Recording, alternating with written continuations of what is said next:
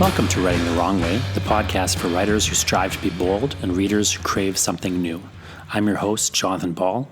I want to thank you for being here, and I want us to stay in touch. So subscribe to this podcast, then go to writingthewrongway.com and enter your best email to receive the Martian Embassy Missive, my bi-weekly newsletter where I let you know what's happening on Mars, where we're always making big plans. Join the Martians so you don't get left out of the invasion at writingthewrongway.com. And as a special bonus, I'll send you a free book. Speaking of books, my new book is called The National Gallery, and it contains sonnets about Leatherface from the Texas Chainsaw Massacre, elegies lamenting the death of my iPhone, and other strange missives from yours truly, the Poet Laureate of Hell. Visit thenationalgallery.ca to order your signed copy. That's thenationalgallery.ca.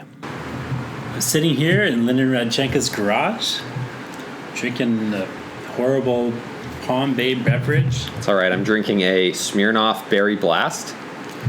And we're going to talk about comics or something else. Well, you're doing a couple things, not just comics these days, Lyndon. But the reason I want to talk to Lyndon, among other reasons, is simply because he's kind of, in a much younger position than I was, sort of considering and mulling around this possibility of freelancing, slashing, doing the art thing for a living.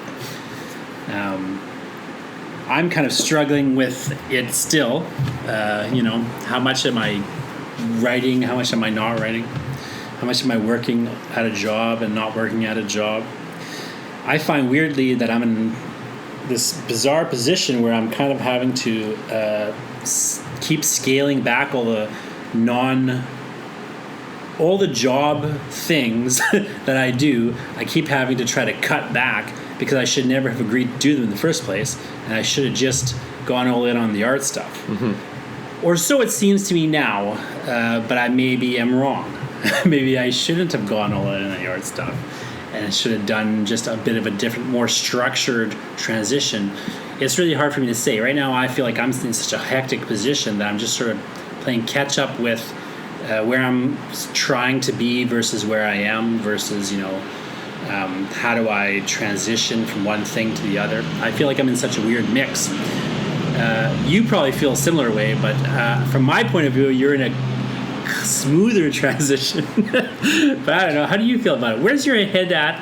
And I think it's just an interesting topic to talk around because although it's maybe not a clear and defined topic, like other things I've talked about in this podcast are, it is sort of a thing that I think a lot of people have to think about at some stage in their life, early or late or somewhere in the middle. How far in do I go with this, trying to make a living off the art? So where are you at with it? What's your headspace? Yeah, I mean, Jonathan, I don't know what I can give you in terms of advice for yourself because we're, very clearly different stages of life. I think I have a lot fewer responsibilities and obligations going on in my life. And I know that this podcast is called Writing the Wrong Way, but can we step back for a moment and just talk about sort of life direction? That's what I've been dealing with lately. Start. So what happened in my life that I've been dealing with lately is about a month ago, I turned 27. Yippee for me. I am officially in my late 20s now. And I was working at a job that I wasn't super crazy about. And my job position ended, and I was kind of left with this crossroads of what do I do now? And I thought about it for a long time and leading up to it, and I came to this realization that, I'm still young enough that I can be a degenerate a little bit. So what it came down to was, how do I phrase this the right way? Can I go on a bit of a millennial rant? Yeah, I love rants. Our other idea for this podcast, if this topic doesn't turn out, is we could just drink some drinks and rant about random topics. No, I'm going to go on a bit of a millennium rant, and I've had this conversation with a lot of my friends lately. The growing up people my age, we are still told that we have to,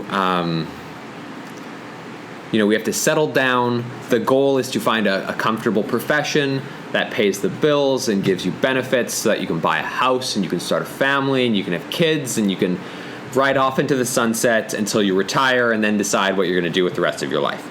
And the catch with that is that people my age, the struggle to find that living and be able to find a sustainable career is a lot more challenging than it was 2 decades ago or 3 decades ago, my parents' age. And so I've been really struggling with the idea of chasing down a professional career that doesn't have the financial security that it was promised, and what's the non-cynical way of saying that forever people were told that it's okay to be miserable at your job because it's going to pay you well enough to live the life that you want. Okay, let me pause your rant for a second. Yeah. Because I think I have a really interesting point of view on this. Yeah. Now, I'm 40 years old. And I have, at 20 years old, I had a daughter. So I now have a 20-year-old daughter. So I have a millennial daughter who's only 7 years younger than you. Yep. Who is in her finishing second year university right now. Yep. And is very much in this space of like, I'm not sure what I want to do and this and that. And she's coming to me and asking me these sorts of questions. And I've got a very interesting, I think, perspective on it, because what I keep saying to her is like, the thing you got on is different from what my parents told me, because what my parents told me is very much the thing that you're talking about. Yeah. And you know what? I understand why they told me that. And that's how it worked back then. It is how it used to work. Yes. But the thing I always keep saying to her is like, because she's always talking like, well, I just don't know what kind of job I want, and I keep saying to her like, you should try not to focus on what job you want. Yeah. You should focus on what skills do you want to have. Yeah. Because what the future is a bunch of jobs that don't exist. Yes. Absolutely. I think of when I went to university and got my English degrees. Yeah. Because I have 3 English degrees. Yeah. At the time I first started, 3 English degrees? I have a PhD. Yeah. So at the time I started university, though, everybody was going into computer science. Yes. And when I came out with my, all the computer science guys would laugh at me and my English degree, what money am I going to make? And then I knew specific people who had to turn around and actually sue the programs they were in because they could not get a job. All their skills were obsolete 2 years out. Now, that didn't happen to everybody, but it was just the world just changed so fast. Yeah. And I feel like we're in this position where like the world is changing so fast. Like what I like to say is that what's stable as much as anything is right now. Yeah. And I'm biased, of course, in this way, but I think what's stable is not the job anymore. What's stable is having a skill you can sell that no one can fire you. Yes. And not you know what I mean? Like, because I always talk to we both know Gregory Kamichik, who's on this podcast a lot, and we're working on a book together right now. And what I always say to Gregory is like, what's stable is like what that guy's doing, or what Justin Curry, his like studio mate, are doing. Like if Justin like as a simpler example, because he's also a guy who doesn't have kids, and doesn't have like as many responsibilities. But like what that guy's doing is like super stable, because even though he's got no job and even if nobody ever paid him, and now the cons are gone, and like so he can't go to like cons and sell things like he used to or whatever, but he doesn't need to do anything because he's got a bunch of stuff he did. He did a bunch of things. He's got all these assets. He can, if he wants, he could just sell the stuff he already did. Now he's not satisfied doing that, but he could do that for a while at least. It's like that's the stability. Like even if the market collapses and like there's no cons anymore or whatever, he could still like turn around and sell that stuff to a friggin' poster maker company or something. You know what I mean? Like you have assets, you've got options. And what people don't realize, when my parents didn't realize, and what I therefore didn't realize because nobody told me, and I'm only now catching up to, is like I never realized that being an artist is a business entrepreneurship model. Like I would look at all those guys when I started university. I would like look at the guys going into the business program and think, oh, I'm an artist. I'm not one of those guys. But what I didn't realize is like by being an artist, I was de facto the government considered me a business guy, like those guys. I just was one who wasn't making as much money and didn't have a plan. See what I mean? And now I'm like scrambling to like get a plan together in some respects. So I mean, we're in the middle of pandemic times right now, and one of the crazy things that I've heard bandied around is that one of the most marketable degrees now to have is an English degree, because you have a set of skills. It's communication, it's writing ability. Like there's so much intangible skill that has to go into that it makes it a marketable thing. Now maybe I'm biased because I also have one English degree compared to 3 English degrees, but I came to this realization that the targets had moved from the what I was promised by my parents, what my parents knew, because obviously as a parent, and you're a parent, you always want what's best for your kids, and you can only work with what you know. And the idea that I've been throwing around lately is that, as you said, the jobs that you can be working in 10 years are jobs that don't exist right now. And so I came out of this this professional job that I got with my professional degree from going to school for 6 years, because I was told it was a responsible decision that had lots of career stability and financial stability, and made me miserable. And I thought, what do I do now? When I was last on your show, we talked about how I got into comics, and I got into comics because I was in school and unhappy and needed something creative to do. So I started making comics. I enjoyed doing that. I've loved doing that since it happened. So I kept doing it, and thankfully I've done enough of it now that I've been able to start picking up jobs here and there and start working on books and start working on my own books. So by the time I knew that my position was going to end, because it was a term position, it had a deadline, and then COVID struck, which meant like it definitely was ending. I was able to start planning what I wanted to do for some time. So my job ended. I had a couple of comics projects lined up, things that I had started, things that I knew were going to come down the pipe, things that I was hoping were going to come down the pipe, and thought, maybe I don't need to hop into a, air quotes, grown-up job again right away. If I can make enough money to make a living doing something that I enjoy, why don't I do that for now? Like the thing that I try and tell my friends when I talk about this, and I'm just can only repeat it going forward, is that life isn't long enough for you to be doing something that doesn't make you excited to get out of bed in the morning. I have this, I drive my girlfriend crazy right now because I sleep for like 5 hours a night or 6 hours a night, and she thinks I'm killing myself from not sleeping enough. But how do you explain to someone, or how do you explain that feeling you get when you're working on something that you like and you suddenly look up and it's 3 a.m. because you've been working? How can, it's not a bad thing to work hard when you love it. See, I have a weird perspective on this, because my point of view on that kind of thing is I feel like it's overrated to have passion for a project.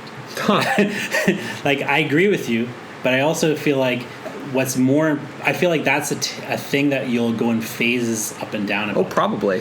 And what I've found over the years is it's better to it's nice when that happens. And it's nice to be excited about a project. And I don't want to do a project I don't have a base level excitement about. Mm-hmm. But at a certain point, to me, there has to be this additional thing.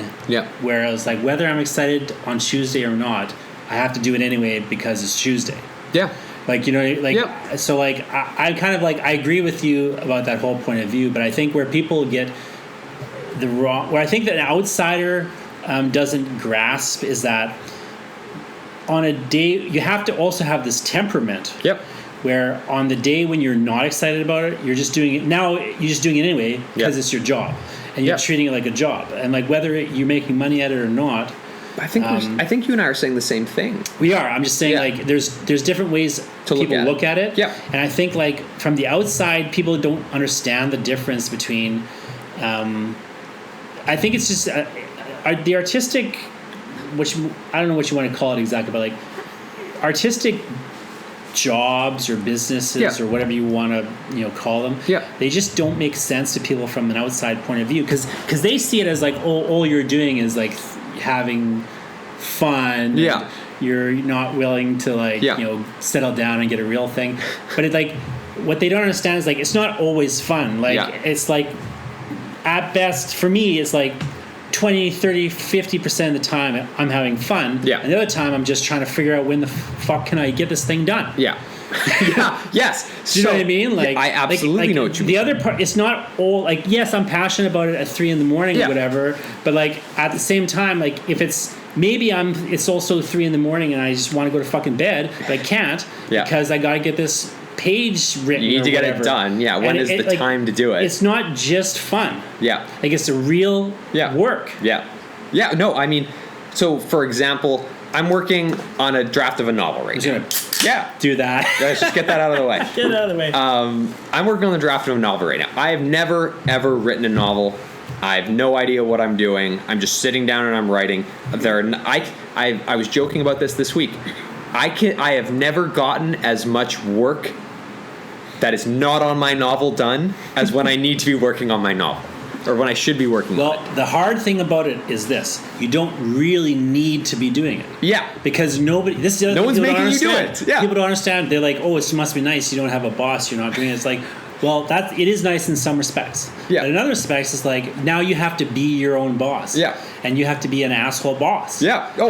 Or you can't get anything done. If I were my employee, I would have fired me ages ago. What I like for to say not is, getting enough work done. I feel like the perspective that you have to have that, works and serves you well in the long run is not that you're your own boss, but that like the project is your boss. Yeah. So it's like if I'm working on a novel, well, the novel is the boss, and I have to get up and do it at 6 a.m, or I have to like stay up till 2 to do it, or whatever the schedule is. Like I'll make a schedule, and I have to do the schedule. Yeah. And the thing people don't understand is like you're not necessarily making any. You may make.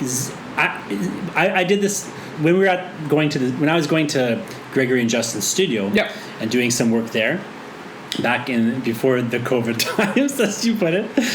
So one day I was sitting there working before COVID. Yeah, so I was working on something. I was in there one day and I had this big like thing I was doing. Actually, it was this eye collector grant that just came in recently.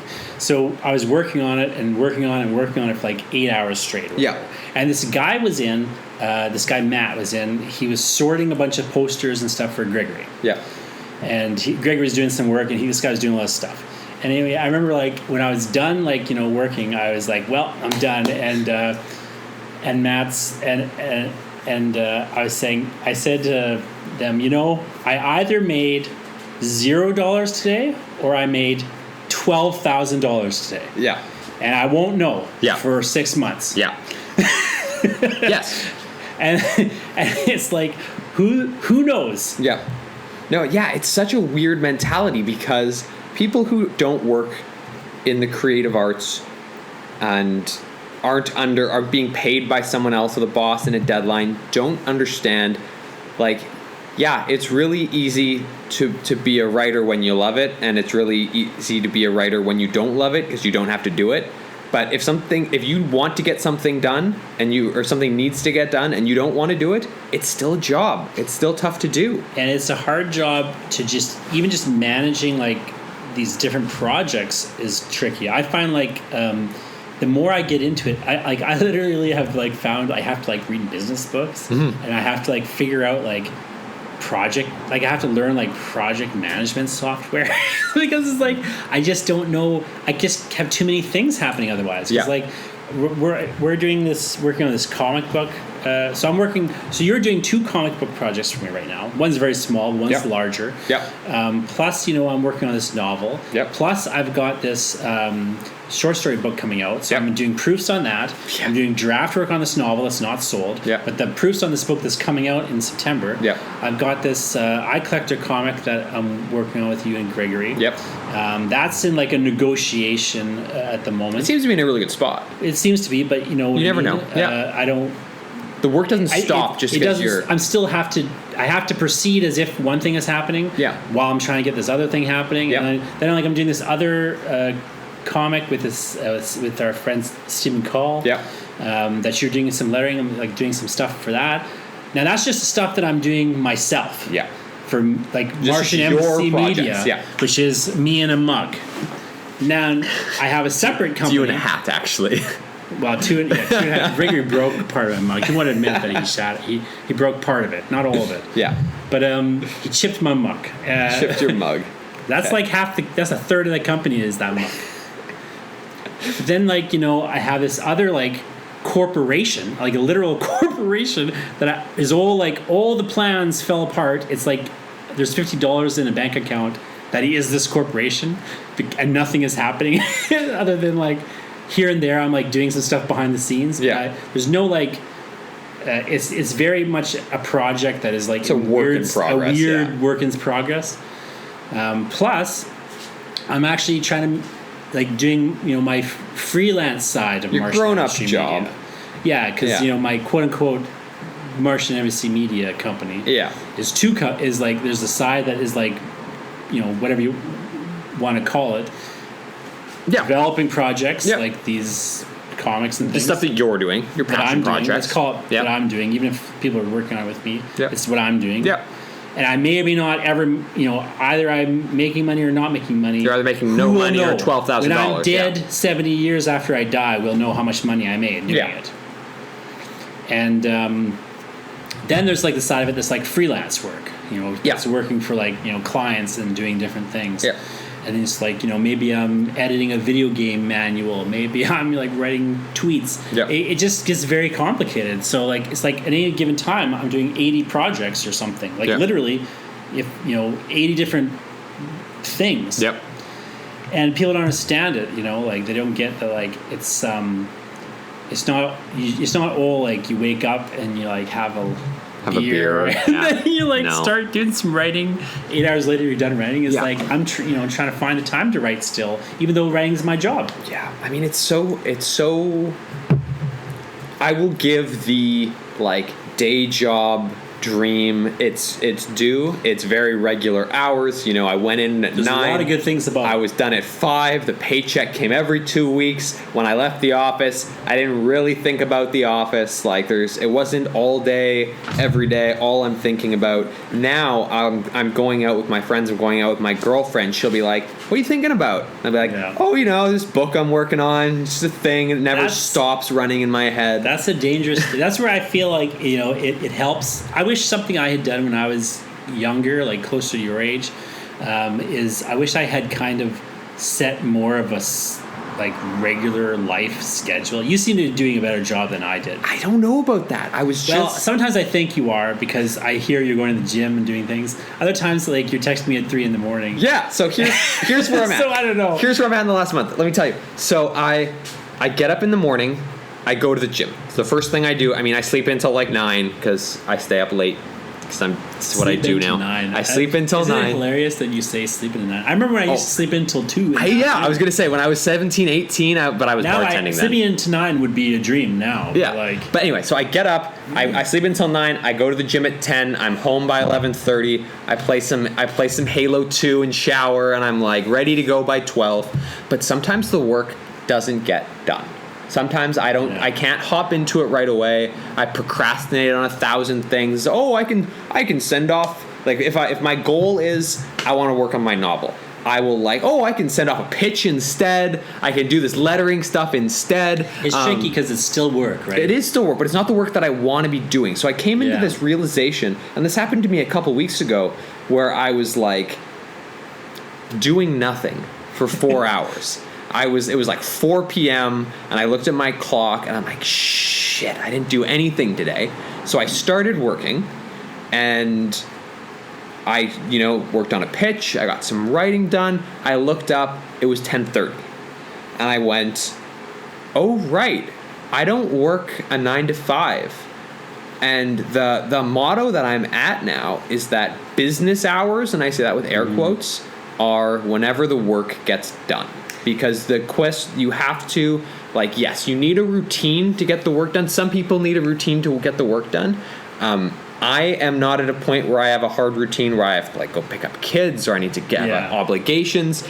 My obligation is to get work done, period. If that work happens at 10 p.m., 2 a.m., 1 p.m., 10 a.m., it doesn't matter to me. As long as at the end of the day I have work done. Let me just give you a warning. It will matter to you. Because the problem is going to what's going to happen. But it doesn't right now because I'm a degenerate. Right, but what happens is eventually, the problem is like eventually what happens is it does matter when you get the work done.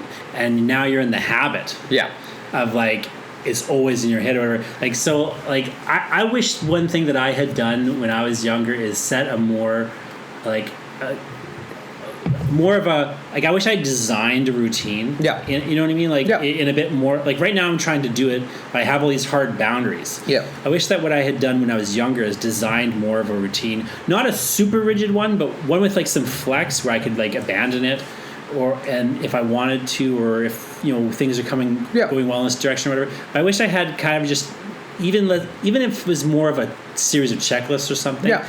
I wish I had just more of an eye on the things I should have been developing, because like right now what I'm in this mode where it's like I'm struggling to do things. We were just talking before this podcast started.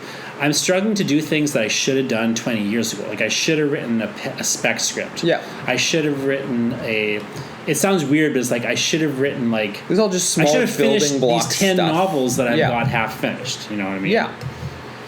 Yeah. I should have been more aggressive about sticking to a project and not jumping from project to project, because my form of procrastination is to do something new. So it's like, which is fine to a degree, but there's a certain point after which it doesn't serve you anymore. You have to finish things. That's what I started. Nothing you do is worth anything unless it's finished. I always say if it's 90% finished, it's not finished. Then it's 0% finished. Yeah. Like, if it's not finished, it's not. It might as well be not finished at all. Yeah. It might as well have not started. Yeah. From the point of view of an outside observer, who is maybe going to pay you money for it and whatnot. So like it's not all about like the business side of things. Yeah. But I think like. I wish if I had more flex in my day, I would have like a certain part of my day set aside to just do whatever I wanted or just lay around and do nothing. Yeah. And I'd have a certain part of my day where it's like, okay, I got to do X, I got to do Y. When it happens, maybe it doesn't matter so much or whatever, but like, So here's my struggle that I've been having doing this. You can probably attest to this. When I'm lettering comics, the work gets done fast. There is no real long wait. If someone's sending me pages and the work needs to get done, that's fine. You'll get those within like 2 days type thing. I've been working on this novel draft, and I say it's a draft because there is so much work that needs to be done on it still. But I've been working on this draft for a year, and that's because my peak writing creative time when I can get into the writing voice is from 8 p.m. to 2 a.m. generally. It's not a daytime thing. During the day, I can do 1,000 other things. But the writing, when I enjoy writing the most, is late at night. And unfortunately, everyone else works on a schedule where that's when they want to do things. Now, let me tell you something that you're not going to want to hear. In psychology, what that's called is a dispositional explanation. Okay. So what that means is that, and in psychology, people give dispositional explanations. So a dispositional explanation, as an example, is I'm not the kind of person who can work from 8 to 10. I have to work best from 10 to 12. So you're calling me lazy? No. I'm not saying that. From psychology is psychology says what people give dispositional explanations when they don't want to change. Okay. So you could be just as creative in different hours. If I was less you don't lazy. Want to be. Yeah. Well, no. It's not about laziness. But I'm in a life like... You don't need to be. No. I like writing at night. It's what I enjoy the most. So I'm not saying you should change it necessarily. Yeah. What I'm saying is that if you did want to change, you could do it. Okay. Like, you're not like... writer's block is an example of a dispositional fallacy. Yeah. Because when people say that writer's block, what they mean is they aren't writing. Well, that's, by definition, not writing is not writing. Sure. Yeah. Well, how do you start writing? You just start writing. Yeah. Like it's not a real thing. Yeah. It's just what's called a dispositional fallacy. Yeah. No. Now, so like, again, I'm not saying you should necessarily change. What I'm saying is like, Don't slip into those patterns, though, of thinking like, oh, it has to be this way, it has to be that way. I'm the kind of person who does this, I'm the kind of person who does that. I purely meant to phrase it in a way that said, like, this is when I enjoy doing it the most. This is why it's taking me so long. But you could do it differently. Like, later on when you're busy and your girlfriend's like, you know, quit fucking working from 8 to 2 in the morning. Yeah. And you're like, well, okay, or I'll leave you, or whatever. And then you're like, fair enough. I mean, I guess is a good incentive. Then you could change it and it'll be fine. You'll just be a period of adjustment. Or the writing will be awful. For a while. But that's fine too, for a while. Yeah. It won't like always be, it's just a matter of like, how do you shift it over? Yeah. So maybe you don't need to shift over, but I'm just saying like, what I wish I'd realized things like that earlier. Because what I got into was these patterns of like, thinking, oh, I have to do X, I have to do Y, I have to do the other thing. Yeah. Well, and that is just going to bring us back around to what the central topic that we started on today is, you know, what do I have to do? What do we have to do? The answer is nothing. But let me put the question to you differently. Because I think this is the question that people should be thinking about more if they're investigating, say, trying to, let's say, have a creative career, whatever that looks like for them. Yeah. Maybe that means, because you can have we should point out too that you can have a creative career and have a regular job. Totally. Like some people work for, like a lot of TV writing jobs will work in that way, where it's like you are an employee of a company, but you're also doing, you know, this creative thing, or even just writing for DC would kind of work that way in many respects. So let's say say you're going to forget about your law degree and pursue a creative career. Let's say you're going to do that. Let's say that's where you're looking in 10 years. You want to be, you know, full time. 37. All right. Yeah, you know, and you want to be making like a good living in a creative career. Let's say. Sure. What do you think you need to do now to set that up? Because that's the thing I wish I thought. Yes, so that's what I wish I thought more deeply about. Yeah. Because now that I'm 40, I look back to like the 30-year-old me, and I'm like, God damn it! Yeah. Why weren't you thinking about this and this and this? Yeah, and I think that really goes back to where I started with this whole rant that I went on. Was I'm at a point right now. You know, I'm 27. I'm not 40. I don't have kids. I'm going to use the word again. I get to be a little bit of a degenerate. But what that means is that I have the opportunity to take risks. I can send off pitches to companies that have no business looking at my pitches, and you never know where your next opportunity is going to come from. So the idea is you have to continue doing the work. You have to continue getting out there. You have to put yourself out there in as many ways as you can while you can. Because as you said, before you know it, you're 40, you haven't done a lot of the work that you wish you would have, and the only cost of that is that, you know, I'm done, I'm no longer in school, but I am still living like I'm a student. That is the budget that I have to live on. I make not a ton of money. I've started to make a little bit of money doing freelance. I made enough money at my job last year that I can take a couple months off to do creative things. If I get, you know, really stuck and really can't stand the thought of pursuing, you know, the professional career that I got my degree in, I'll go back to working service jobs or restaurant jobs. I can pay the bills month to month. It really comes down to, can you give up the comfortable lifestyle for a few years in the hopes that you're investing in a future career? And my issue with that is, you know, as we said when we started, you know, my parents, your parents, they said, you put the work in now, it'll pay the bills. 30 years ago, someone could work a job out of college with their college degree and they could buy a house. I have 2 degrees and I am not anywhere near being able to buy a house.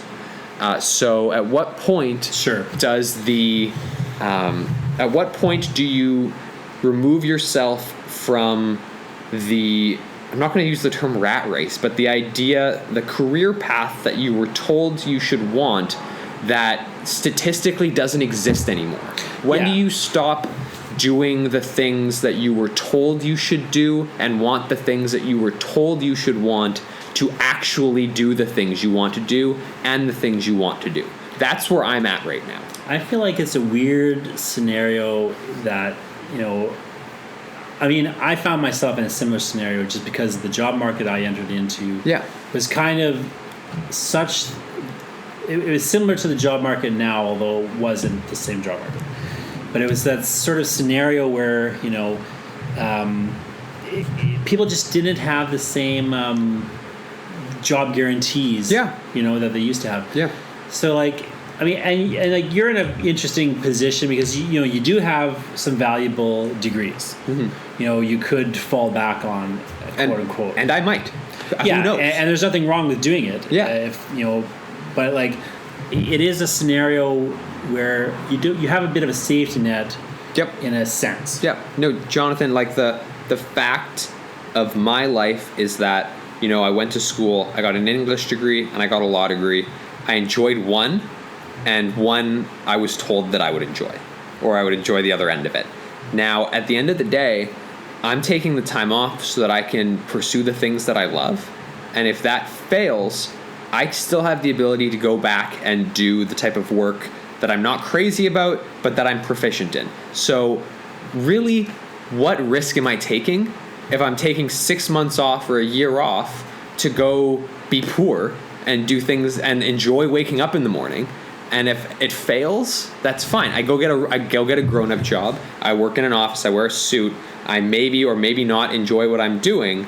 But in 20 years, I will not have any regret about trying to do something that I wanted to do. I will be able to look back and go, I put in the work. I tried to put in the work. I tried to do the things that made me happy. And, they are making me happy. And if they didn't financially pay off, so be it. That's how it works. I think it's a good attitude, but I also think it's an interesting thing to think. I was talking to my daughter about a lot of this stuff recently because she's like, kind of in one degree, and then she's like maybe going to do this other degree. She's trying to decide between them and stuff. Yeah. And she was kind of saying something to me like, well, I kind of want to do this, but I'm kind of worried. What if it doesn't work out? What if I think I should have done this? She's talking about changing her major, maybe. Yeah. And I was saying, well, look, what's the risk that you're actually taking? Yeah. If it all goes wrong, if you change your major and you wish you hadn't changed your major, if you get like degree Y and you wish you had degree X, the actual worst case scenario is you have to go back to school for 2 years. Yep. And then you have the other degree. Yep. Because you can start in year 3. Yeah. Yeah, I mean, in my side tangent rant about higher education is that if I had to go back and redo all my schooling, what would I do? What would you do? If you had to redo all your schooling, what would you do? That is a great question. I have thought about that question a lot because my daughter's asking me the same question. Yeah. And she's kind of taking... It looks like she's going to end up getting the first degree that I got. Yeah. And I've been thinking really literally, would I go back and get that same degree? Yeah. Now, I think I would get that degree, like the English, 4-year English degree. Okay. I don't know if I would have gone on to do the PhD precisely. Now, probably, I don't know. My degree path is a weird one because it's like, I probably would have gotten the 3 degrees I got. Yeah. So the BA, Master's, and PhD. Yeah. But technically speaking, if you want to get really technical about it, all I use my PhD for. Yeah. It's say you have a PhD? I tell people I have to charge you more money. My name is Jonathan Ball, PhD. Yeah. All I do with a degree is I charge people more money. Yeah. So if you would do it for $20, I'll do it for $40 because I have a PhD. Yeah. Now, it's totally ridiculous. Yeah. But I can and do just charge twice as much as somebody else for the same work. Yeah. So in one hand, yes, I use the degree all the time. Yeah. On the other hand, I really don't use it for anything at all.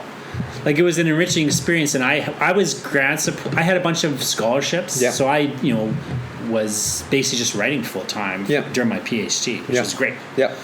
Or for 3 or 4 years, basically, I was writing. Yeah. So it was excellent. I wrote 10 books in that time. I published 3 of them. Yeah. But at the same time, and was it? It wasn't necessarily worth it in the sense that I don't really need the degree for anything. Everything the fact is, if you publish books, it supersedes everything else. Yes, and so this is what I'm getting at. So Quick side story. I was in my last degree of my English undergrad, BA, and I was doing very well because I tanked my first year and then kicked my own ass in the next year and slowly built my GPA back up. But I was in an English course, a 3,000 level English course, and my prof, I'd handed in paper. I was like chatting with him in his office, and he's like, Lyndon, you should consider doing a master's. Like you have a good sense of it. You're intelligent. Blah blah blah blah blah blah blah blah blah blah. And I went, Professor, with all due respect, I don't want to be an academic.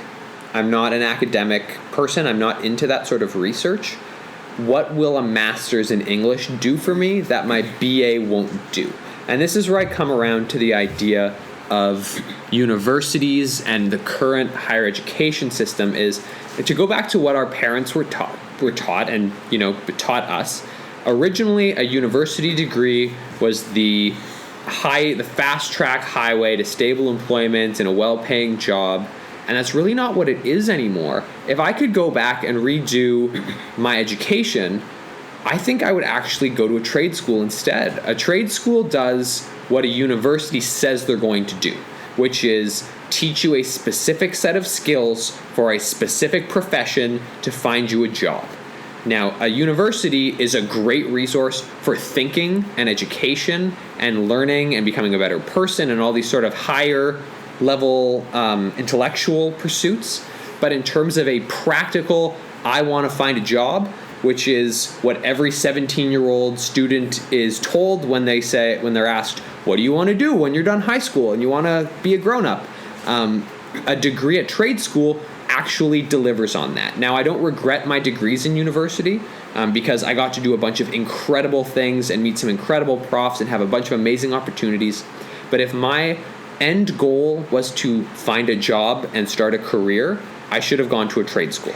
See, I realize now, the more I think about university in the last few months, is like I treated university like a trade school. Yep. And that's why it went well for me, because I went into it thinking I would just take classes to satisfy the degree, but then I would just do whatever I wanted. So like when when I did a master's degree, what I did was I went. So George, we both know George Tolles. So I went to George Tolles. He's incredible. Who was my master's advisor.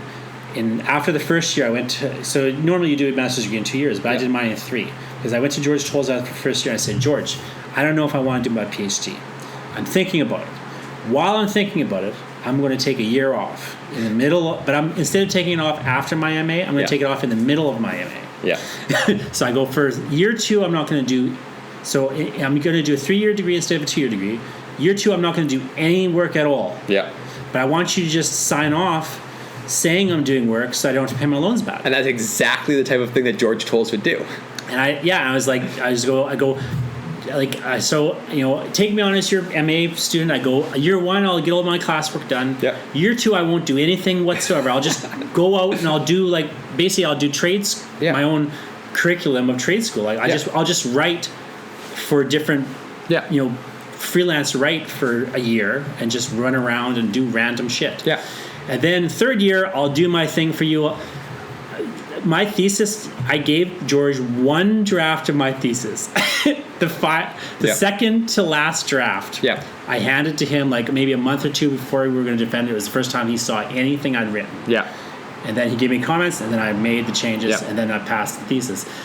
It was bizarre, but George and me knew me well enough. Yeah. He knew it would work out fine. But I treated it like a trade school, exactly. Yeah. They weren't giving me the thing I wanted, so I just kind of I found a way to do what to build the skills and the that I needed, and I would just kind of use so if they gave me an assignment, use to do the X, framework of the So let me just to pause here, because I don't want this to sound as though we're disparaging George Tolles. George Tolles is an incredible prof in the program, and what I loved about having him as a prof is that he encourages students to find themselves, for lack of a better phrase to do that. Yeah. He's really about supporting the students on their journey. So, and that's why I said it doesn't surprise me that he would let you do that. Not because he's a guy who can actually write. Yes. He understood, he would actually give me real writing feedback. Yeah. But it was also like extremely encouraging, like you say. Yes, but no. So, and that's the frustration that I have with post-secondary education is in the university sphere. And I'm only lucky that my second degree, the one that I'm not crazy about, my law degree, it's very much like a trade school also. It's like a trade school within a university setting. But when I look at redoing school, like the thing, and Gregory Kmichuk and I had the same question, or it's the same conversation last year where we said, he said to me, he goes, you know what the difference between working in law and working in comics is? Working in comics is based on merit. Which like is fair because it's what is the last thing you've done. You have to be doing good work. That's how you find more work. The one thing that university I think is still very, very, very, I think it's valuable in two ways. One is if you go in it with the right attitude, and you're going to bend it to your will. But two is it credentials you. But it is a reality now that writing a book credentials you like nothing else. I was once talking to a person who had a master's degree and they were working at Starbucks. And they didn't have a master's degree. They had a Bachelor of Communications. And they were complaining to me about how they had this useless degree and they only could get a job at Starbucks. And I said to them, do you know what degree the CEO of Starbucks has? The same degree. It's effectively it's the American version of the same degree. Because the degree isn't a path to anything. It's just it gives you again. It's that skill, and what are you doing with it? So I mean, I love Good Will Hunting the movie. And have you seen Good Will Hunting? So I do. I'm not as big into it, but there's the quote in the bar. I do like that part where he's showing up, where Matt Damon's showing up the Harvard student, and he goes, I'm just going to paraphrase it. Like, you could have this fancy degree, or you could have $2 in late library book fees and have learned the same thing.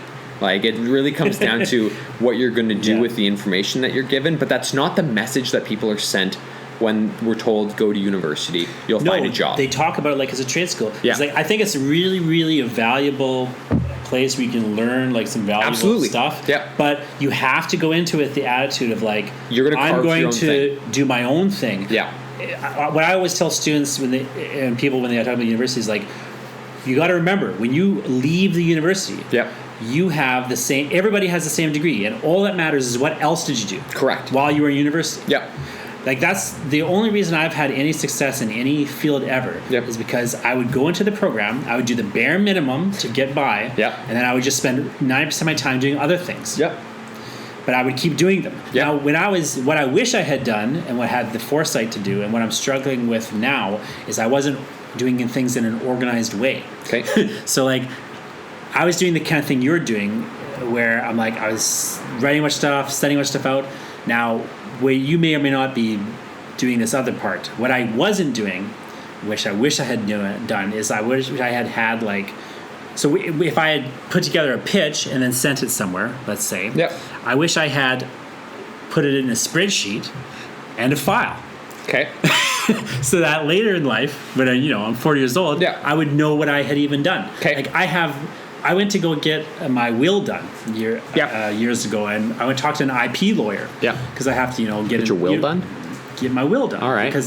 But I wanted to know like how do I will my intellectual property. And he's like, well, we just put this wording in and this wording in. It wasn't too complicated. But he's like, well, where? At one point he asked me, he's like, well, where is your list of intellectual property? And I was like, what do you mean? He's like, well, you have your whole business, your whole life is built on IP. The fact that you own IP. He's like, where is your list of it? And you're probably realizing what I realized. It was like, what the fuck? Of course, I should have a list of my intellectual property. It's so simple. Why wouldn't I?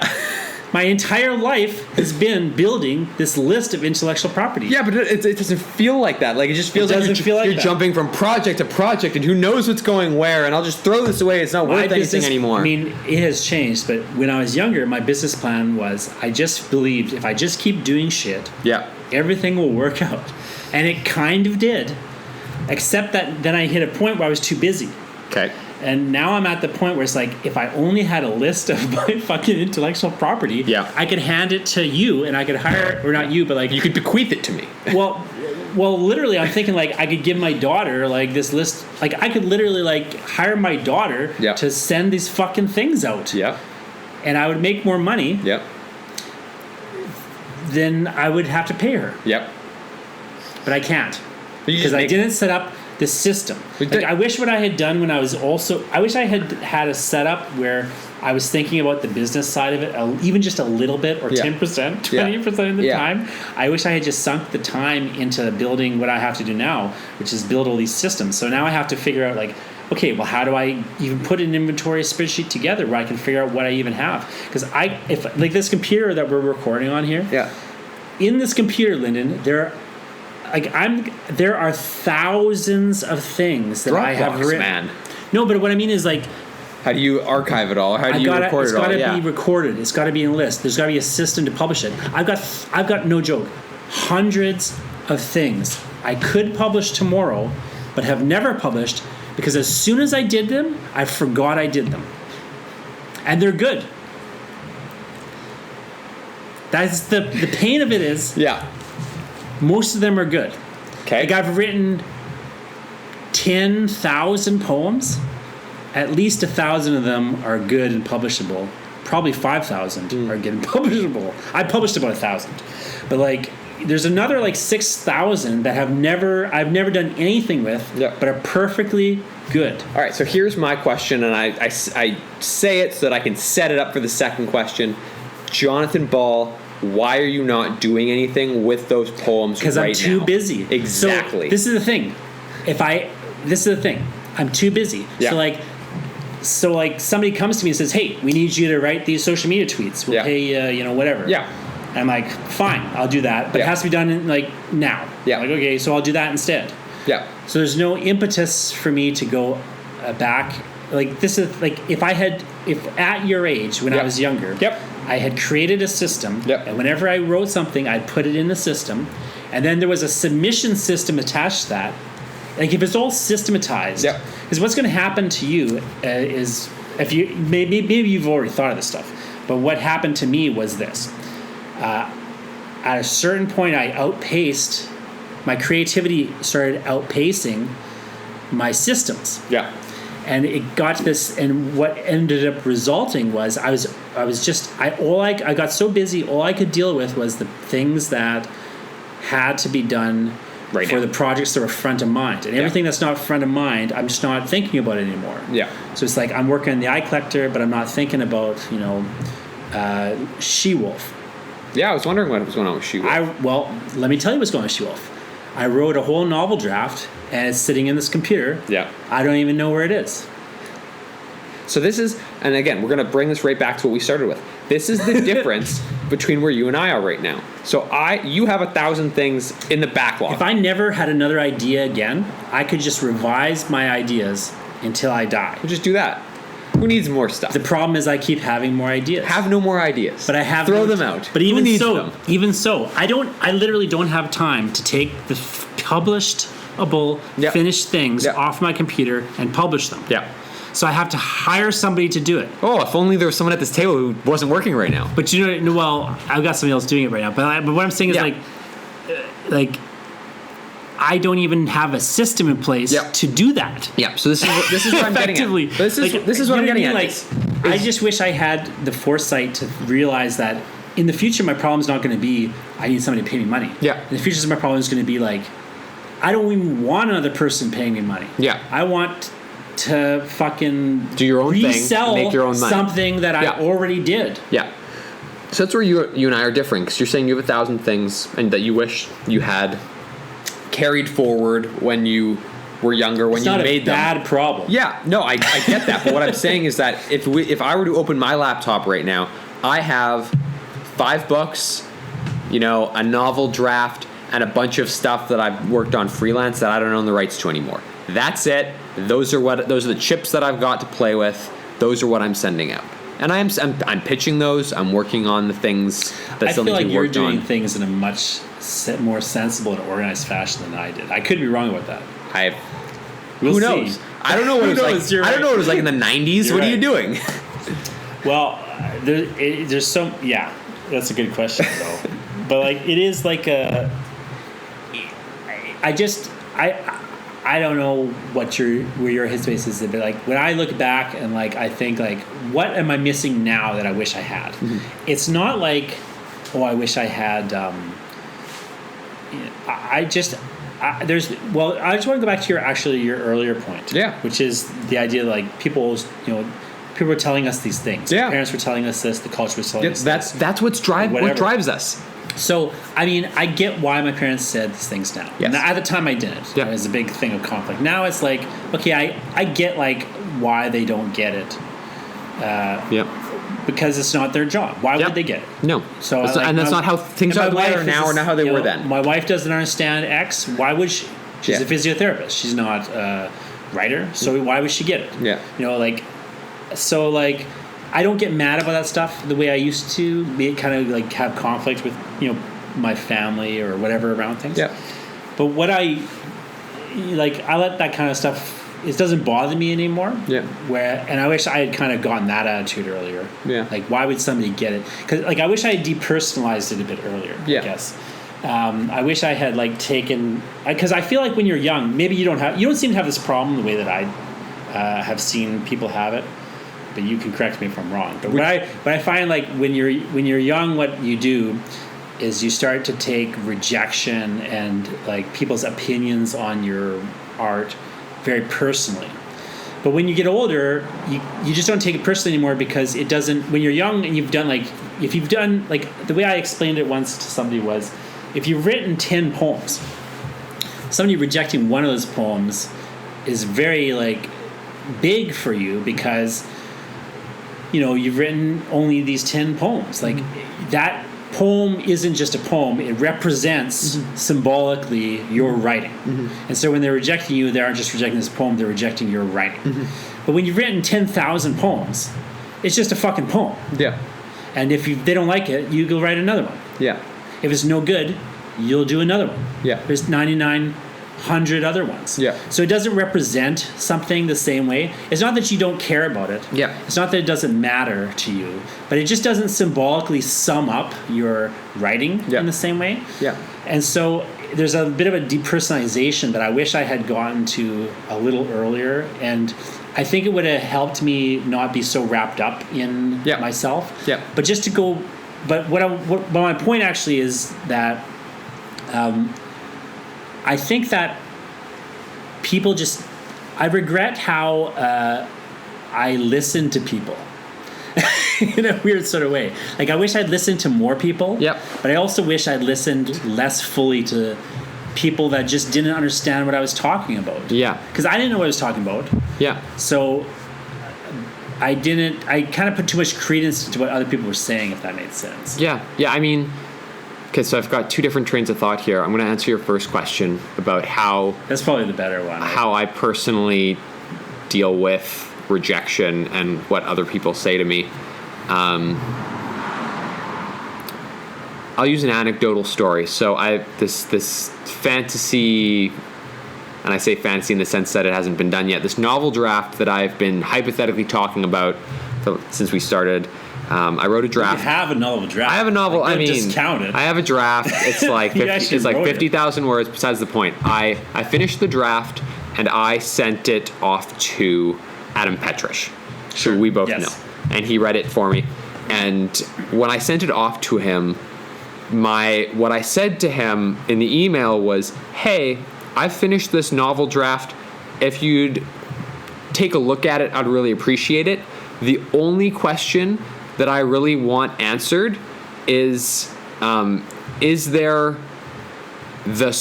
enough here to continue on with this project?" And that's because, and that question comes from my own, I'm not necessarily going to call it an insecurity as a writer, but as someone who is still very new at writing, or I consider myself very new at writing, I don't think of myself as a good writer.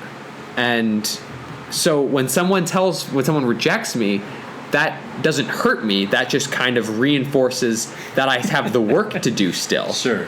Because I started this going, this, like writing, drawing, art, any sort of artistic ability, yes, there is an innate talent that can go along with it. But at the end of the day, anyone can be a good artist if you want to put the time into it. That's how you get good. Like, you can start better than other people, but you're not going to become great until you put the hours in. And so I came to this industry going, I don't feel like I've done enough. I don't feel like I've put in the time to be anything. I'm just going to start working, and I'll keep working at it, and hopefully it gets better, and maybe it doesn't get better, and that's when I'll go back to being a lawyer. But if it gets better, great. But I'm not there yet. I'm still so new at this that being told that there's a lot more work that needs to get done doesn't hurt me. So when Adam read that novel and he came back to me and he said, there's sort of a story here, but there's a lot of work that going to need to go into this, I went, great. That's the best news I could possibly get, because I knew that there was a lot of work to go here, because I'm not a good writer still, but there's enough here that I'm not totally out in the woods without a way back. So when we deal with people, I'm going to try and bring this home again. When we deal with people giving us feedback, like, there's certain amounts, you have to kind of know what you're looking for in an answer, what you're prepared to hear. One of my favorite sayings is that I don't ask a question that I don't think I can handle the answer to. So if I'm going to ask someone to read something, especially like if I send something to Adam or I send something to you, I'm sending it to you with the expectation that it's going to get shredded. And that's just because that's what I do. But I don't even mean to do it. But in that happening, I become a better writer. And I'm not going to, like, you and I have had conversations where you'll send someone feedback and they'll push back on you for it. I can't imagine doing that, because I'm soliciting advice from someone who I consider to be a better writer than I am. And it would be stupid of me to seek feedback from someone more experienced than I am and then reject it. That doesn't make sense to me. It's so funny when I hear people say things like you're saying, because when I was young, when I was your age or younger, what I used to do, I remember distinctly I was at a party once, and a friend of mine introduced me to another person. They're like, oh, this is John. He's an aspiring writer. And I said, I'm not an aspiring writer. I said, I'm a writer. Yeah. And they were... I believe I said I aspire to nothing. Yeah, that was my little joke. But the attitude was, I always had the attitude that I'm good at this. Yeah, and I can do it. Yeah, but which is a bad attitude often. But where I saved myself was I also at the same time had the attitude that you're talking about, with like, you just put the work in. I could get better. Yeah. Maybe I thought I was very good. Like, I always thought I was very good. Yeah. because I put the work in. I never thought I had a lot of talent necessarily. I thought from an early age, I want to do this. I'm just going to keep doing it until I'm the best at it. And when I become the best at it, then I'll just keep doing it anyway. And like, I'm not saying I'm the best at it. But like, I'm a very adept writer in the sense that it's almost bad actually, because I don't have a style. I've kind of chameleoned. I can chameleon styles. So like it is a skill I've honed to the point where unfortunately I think I can become invisible in a certain way, and like you don't necessarily know who I am in a sense, because I just change book to book. I'm just totally different. So but my attitude was always like, the healthy side of my attitude is always, this is just a craft. It's not an art. It's a craft. Literature is an art, but writing is a craft that produces the art. So I always thought I've got to look at it like a tradesperson. I've got to think of myself like a plumber. I shouldn't get I can get a big hit about how great a writer I think I am, as long as I don't get a hit thinking, oh, it's talent in me. Yeah. It's just something I worked at and Yeah. got good at, Yeah. as opposed to a thing I was born with or some fucking magic stick I got. You know what I mean? Like, I feel like what saved me is sort of from like my ego going crazy. Is I just divorced myself from it. It's like, oh, that's good writing. It doesn't mean I'm a good writer exactly. I just can make good writing. That's good writing. That's not good writing. This is not good writing. This is good writing. Like, I got very analytical about it. That's where the university, I think, really helped me personally. I got like that analytical training, and I could tell you what I think is better writing and why. And you could agree or disagree. Right? So like when somebody sends me a thing, like if you send me something, and my instinct is always like, okay, well, here's like my feedback. My view is like, hey, here's your typo. I have no investment in whether you take any of the feedback. Or like, to me, it's like, well, if he doesn't like it, he'll just ignore it. It's either useful or it's not useful. That's for you to decide. Whereas, like, I think some other people they get like very ego-y. Like, I don't often realize, like, with other people sometimes, like, that I'm like hurting their feelings or something, you know?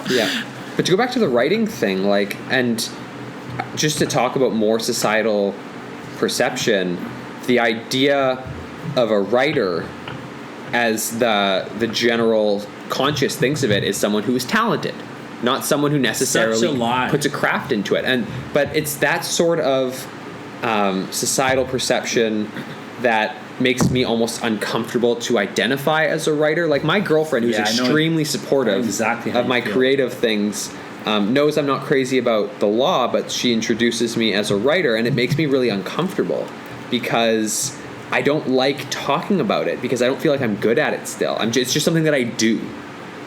So we have to really divorce ourselves from the idea that it's innate when it's something that anyone can do. And I think that's why I take rejection so well now, is I have this character defect where I think, if I can do it, anyone can do it. So I went to law school. I got in on like my B/B plus average. I showed up. I was a below average student who routinely got, not great grades. So now I come out and I'm doing other things, and I'm told that I need to get better at them. And that's fine. That's just another path on the road. And I'm 27 and get to be a degenerate about it. So I'm right on track with where I'm supposed to be. I was texting with my daughter just as after I pulled up here, when I was just sitting there waiting for you, and about this book I'm proofing. And I was just asking her like opinion on something and stuff, and I was saying to her, because it's this weird complicated thing I'm trying to sort out. It's like this weird meta thing. And so finally, like, me and her like kind of sorted out what the situation even is in this novel book I've written. It's funny because I'm like really reading my own book, trying to figure out like, okay, what's the actual plot situation here, because it's so convoluted. So finally sorted out, and she was saying something like, oh, it's actually kind of neat. And I was like, that's how I think about it. I'm like, when I get reviews, people will say like, oh, he's showing off, he's being complicated. And it's like, I just think I'm trying to do something cool and different. And it's like, I'm just trying to make it work. But it does feel pretentious, doesn't it? Like, to talk, like, I don't like I like to call myself a writer, because to me, write is a verb. I like it. writing. It's like a job, like digging a ditch. But I think like the cultural baggage of it is like, when someone introduces you as a writer, it's very pretentious. Snooty, It sounds snooty and pretentious. I don't think it is. Like, to me, like, I put writing on like the level of, I always like to compare it to carpentry, because my grandfather was a carpenter. And I feel like it's very, very similar to carpentry in many respects. And it's like very much that craft skill. But it doesn't have that cultural weight. So it's like, I don't know. I prefer it to artist. But or creative, which is the new thing. It's even higher, But like, yes, it's artistic and creative and everything. But I feel like it's a verb. It's a craft thing. If you're a writer, you're writing. When you say like, oh, I don't. Like, I bristle sometimes when people say things like what you just said, which is, oh, I don't feel good enough to call myself a writer. It's like, no, whether you're good or not good, it's what you're doing. If you're writing, you're a writer. Well, if you're not writing, you're not a writer. I would never call myself an aspiring writer. That term has been washed out of my mouth by yourself and Gregory and everyone else in my, my social circle. I would never use that title anymore. but it feels as though, and I've said this for a long time, that you don't make it until you've made it. Like I'm not anyone. There's no making it though, right? It's like when people talk about breaking in. There's no breaking in. It's like every time you're trying to break in. Yeah. But yeah. Like let's say you get hired writing Batman. Yeah. And you're the new guy. You're the new Scott Snyder writing Batman. And then you're like, okay, I'm done my Batman run. Yeah. What am I going to do next? Next, I want to write Superman. Well, now you have to break in to writing Superman. Yeah, I mean, you got to convince them. I'm the guy to take Superman. They're going to be like, well, what? Superman's not Batman. Oh, you did Batman? You're the Batman guy. You know what I mean? Like, there's no making it. There's no breaking in. It's just every time you're trying to. People don't get it. Yeah. So I think what we're getting at here, the overarching theme of our conversation, is that there are no real plans. There's no real path. It doesn't matter.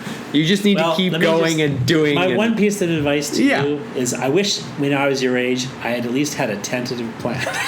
But now, I did okay with the plan. Yeah. Let's just do a bunch of shit, and it will all. As long as I keep doing shit, my plan was momentum. Yep. If I just keep doing things. Yep. So very quickly, I had 1,000 credits on my resume. Yep.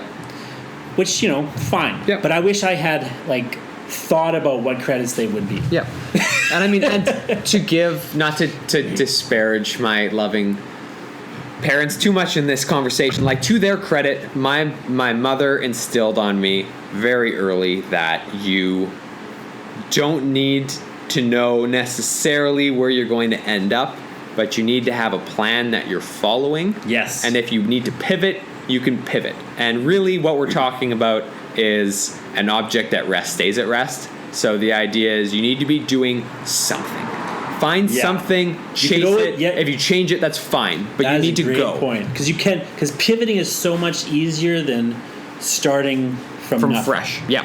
Just like when you wake up in the morning, it's hard to just sit down and start. Yes. But once you started, you go. You can just move around, you can do a bunch of things. But getting to the desk is the hardest part in many ways. That's why I was advising you the other day, just start retyping things. I did, and it really helps. I mean, it does. You've seen some ridiculous. of it. No, it really helps. The hardest, I've found the hardest part of writing is to start writing. That's it. Once you're going, you're going. People romanticize it. That's why it's the hardest part. And that's why the writer's block is a thing people talk about. Yeah. Is because there's my if I had one bugbear and one thing I could take the Infinity Gauntlet and snap my fingers and it goes out of existence. Yeah. It would be romantic ideas about creating art. Yeah. Because people have all these romantic assumptions. It's it's great sometimes, and I love it and everything. Yeah. But it's it's not a fucking fairy dust roller coaster. No. You know what I mean? It's just a job. But you just don't have a boss, and nobody can fire you. Now, that being said, and you might not make any money. Sometimes it's easier than others. Let's not get it wrong. The greatest sometimes thing it just goes. I'm reading this book that I'm proofing, right? Yeah. I have a short story in this book that every time I read this short story, I tear up because it's such a beautiful ending to the short story, in my opinion. And see, I can't stand. And I laugh at my own jokes and all that stuff. But when this book is proofed, Lyndon, tonight I'm going to finish proofing this book. Yep. I will never look at it or think of it again. Yep. Okay. But now, so you were saying that, and I'm just going to go back to my own, imposter syndrome, feeling like a failure all the time thing. Is you were saying, sometimes when I hear people speak the way that I speak, you cringe. When I hear other people praise their own writing, I cringe. Because I can't do it. I can't praise my own writing. I'll write something, I'll be like, oh yeah, I guess that works with what I'm doing, and I'll move on, and that's it. When I say something like that, it sounds like a dick thing, I think, to some people. But but they don't get it is I did 50 drafts of that. Oh no, absolutely, I totally and it get was that. Shit until draft 50. Yeah. Did you know that Hemingway rewrote the last page of A Farewell to Arms over 80 times to get it right? I'm sure. I don't know if he was really counting, but I imagine it's something like that. Yeah. It's a great page. Yeah. And that's the thing that people don't get is to me it's you have to keep doing it now I have an editing system. I do 5 drafts of things, and I get the same result. Yeah, but like you figured it out. But like this is a short story book. It's like written over basically 20 years, it's all hodgepodge and stuff. And I got finalized and all those things. Yeah. But like it just is what people don't get from the outside is that it just is there's like an aspect of it that is all like passion and magic and everything, but that's like it's 5%. That's only part of it. Yeah, absolutely. And like it's a great 5% that makes it worthwhile, but it's still like 95% is you're doing your fucking taxes. Yes. At a certain point you just need to get the work done. Yeah, and the work can be great or it cannot be great. It depends. Like I said when I dealt with this novel draft, the first draft I was told needs a lot of work. And maybe at the end of it, it'll be good, or maybe at the end of it, I'll make $0. The Jonathan Ball method. No, until you're dead. Yeah. Well, yeah, pretty close. And 75 years have passed. Flattered that you think that what's 27 no, that's the plus law. 75. Oh, the copyright. Oh, okay. All right. That's what I mean. I thought you were telling me when I was dying in 75 years and I'm 27 being like, I don't think I'm making it to 102. That's the law. Yeah, it is the law. You won't know how much money you made until 75 years after your death. And it goes into the public domain. Yeah. Yeah. So it's but you have to prioritize it. But you can't prioritize it too much. Like that's the kind of weird, math of it. Yeah, really. I wish I'd known how much Creative Career was doing math on my taxes. Where I wish I'd listened to my parents more. Because I wish I'd listened to my dad more about like, you should learn this fucking accounting software. Yeah. But what I do guess your taxes, do your accounts. The main thing that I've been trying to drive at in this conversation though is that there comes a certain point in your life, and maybe it's when you're 27, maybe it's when you're 40, maybe it's when you're 20, where you have to take the time and actually chase or pursue the thing that you think you want to do, because if you're not doing the thing that makes you happy, what's the point of doing anything? You're just doing work to pay the bills. I don't get it. Yeah, see, I never really did work to pay the bills because I was stubborn. Yeah. So, like, I always was like... I'm talking in a general conceptual sense. What I'm saying is, like, I agree with that completely. I just wish when I was insisting on that, I wish I had thought more about, well, how will I make this sustainable? Yeah. Where I'm not burning myself out. Yeah. And I'm not going broke. Yeah. Because I would just go like, there'd be periods where I'd be burned out. There'd be periods where I'd be broke. Yeah. Then other times I'd be, not burned out and making money. Like, I wish, now it's, more of an even keel, but I wish like I had the foresight to really just think through, I don't want to just be doing this as a career in fits and starts. I want to be doing it long-term sustainable. Yeah. And I should think more about the sustainable. What can I do now to like make it more sustainable in the long term? Yeah. So I think you're making all of the right moves. From my outsider point of view, you seem to be making the right moves. Well, I think when it comes down to it, and we're going to talk about writing the wrong way. Yeah. Is that there's 1,000 different ways to chase down the creative life, and some ways are going to be easier to you than other ways, and some ways you're going to be backtracking, trying to clean up the ways you did wrong the first time. But the only real wrong way to do it is to not do it at all, if it's what makes you happy. Because the idea is the work can get done if you want to do the work, and there's always a way to fix it. It just may be more work than you were expecting it to be. Yeah, I think that's a great point. I would even, the only modification I would suggest, because you're an editor for myself, not for you, but for myself, I don't care so much about being happy in the mix. I think it's important work that I should be doing. Okay. So yeah, it makes me happy. Well, I think a certain percentage of the time. Those are equivalent motivations. I think it's just people will use different words. Correct. But I think if people feel, I think sometimes when people, the only reason I don't mean to push back on the happy word, but I think that when people are considering it for themselves, they often think it's a selfish thing. Because if it makes them happy, there's a selfish aspect to it. I don't think that's necessarily the case. I don't think that's the case. I think it can make you happy or not make you happy is irrelevant. Whether I think like I would love if it makes you happy, but to me that's irrelevant. Yeah. Because it's good work that somebody needs to do. Yeah. And like, well, you talked about sustainability. Do you want to know what the most unsustainable work for me is? Work that makes me miserable. Yeah. I think that's a thing people don't think enough about. So that's where like I don't mean to sound like I'm pushing back on you, because I do agree with what you're saying. I just think sometimes I've seen people get hung up on the word happy. Yeah. But you're right. It's if you're happy doing it, and you can then deal with the problems that it introduces into your life. Mm-hmm. Yeah, it's worth it. It's just worth it to do. I talk to so many people who are like, when I retire, I'll do X. When I retire, I'll do Y. And I ask them, like, well, what does that mean? Yeah. When you retire, how many... They say, oh, I'll write my novel when I'm retired. And I'm like, oh, what does that mean, though? How many hours a day will you spend on it when you retire? Like, think about it. Let's say you retire tomorrow. Yeah. How many hours did you actually spend? It's like 2 hours. Yeah. Maybe. Yeah. Which is, just do it now. Can I tell... It's only 2 hours out of your day. Yeah. You don't need to fucking wait till you retire. Can I tell one more George Toll story? Oh, I love... Let's end with a George Toll story. I'm going to end it with a George Toll story. So... I love George Toll. George, if you're listening, which you're probably too busy to listen. I don't know if George, you know what a podcast is. I came home... George is the best. I came home after my first year of law school and visited George Toll's at the University of Manitoba in his office with his door with 1,000 photos on it. And just to catch up, because he was one of the profs that I connected to the most in my undergraduate degree.